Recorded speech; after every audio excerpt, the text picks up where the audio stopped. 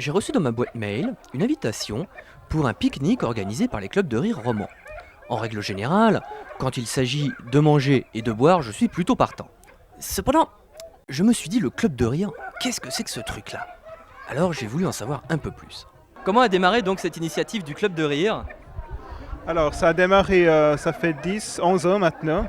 C'est un médecin de Bombay, Dr Kataria, donc en Inde, qui a eu l'idée de fonder le premier club de rire. Et alors, ils ont commencé à associer des gestes du quotidien avec le rire. Et puis, finalement, ça marchait très bien.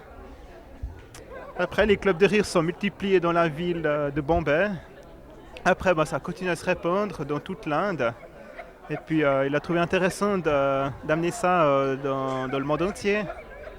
Alors, il a commencé à voyager. Et puis, les clubs de rire sont introduits après dans les autres pays. Donc, en France, ça a commencé en 2001 avec le premier club de rire de France qui était à Mulhouse avec Daniel Kieffer. Et en Suisse, ça a démarré en 2002, donc une année après, il y avait le premier club de rire à Lausanne. Et aujourd'hui, il y a 5-6 clubs de rire en Suisse romande. Il y en a aussi en Suisse alémanique.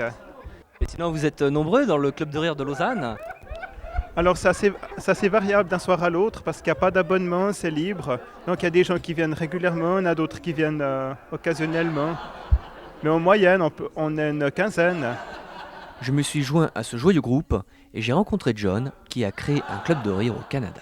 Le rire, c'est un langage qui unifie les êtres humains de tous les pays. On parle tous la même langue quand on rit.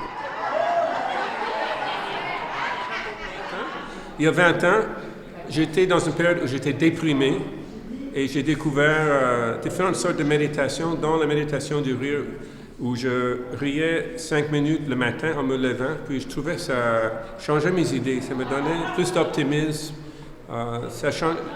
les idées noires s'en allaient, puis se remplaçaient par des idées plus heureuses.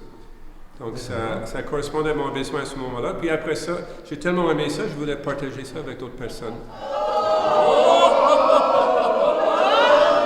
En fait, ce qu'on fait dans la méditation du rire, c'est de rire sans raison. C'est-à-dire que c'est comme, on commence par faire semblant de rire, et le fait de faire semblant de rire, ça provoque de vrais rires, finalement. Parce que finalement, ce qu'on veut, c'est de rire pour de vrai. Mais on le fait sans recourir à des blagues et de l'humour.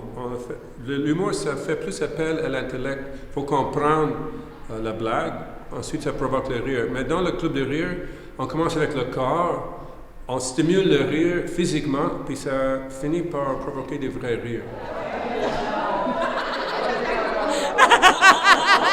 Les clubs de rire ont commencé en Inde. J'étais très content de voir les clubs de rire en Inde. Il y en a beaucoup. J'étais à Pune en Inde. Il y a une centaine de clubs de rire seulement à Pune qui se rencontrent le matin très tôt. Ça fait partie de la tradition de yoga en Inde. Alors c'est comme intégré avec une approche spirituelle. C'est rire pour le plaisir, pour la santé, mais aussi pour développer l'amour de la vie. Sortez, allez-y, le lion. 1, 2. J'ai l'impression qu'au Canada, ce genre d'initiative rencontre un grand succès. Mais qu'en est-il vraiment en fait? Ça devient...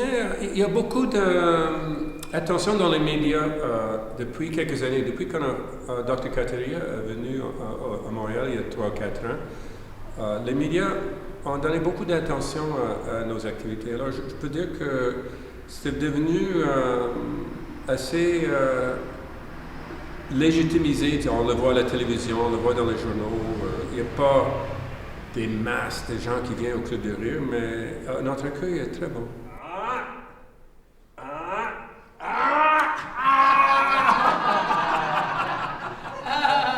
Ça fait partie de plusieurs mouvements plus globaux. Il y a un intérêt pour des moyens de santé, des moyens de santé holistiques.